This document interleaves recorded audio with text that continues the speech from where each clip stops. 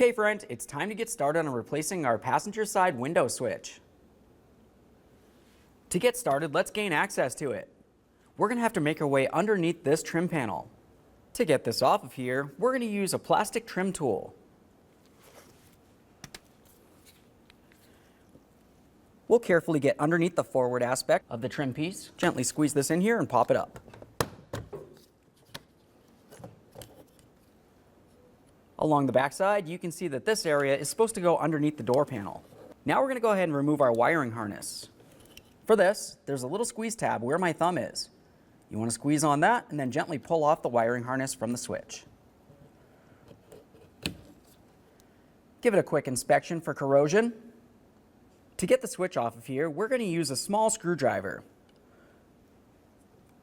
On each side of the switch itself, you're going to find a plastic tab. I'm going to try to get underneath that area and gently separate it.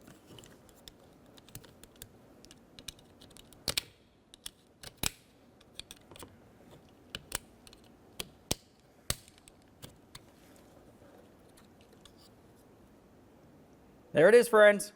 Now let's get ready to install our brand new window switch.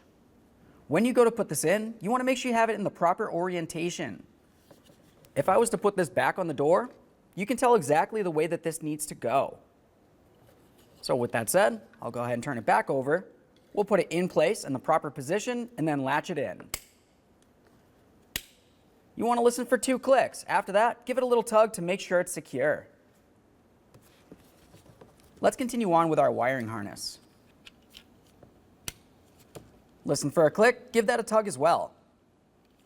Now we can go ahead and take this assembly and put it back in the door, making sure that we put this area underneath the door panel first. Roll it right down and listen for a click. After that, you want to put the key in the on position and test its functionality. Thanks for watching.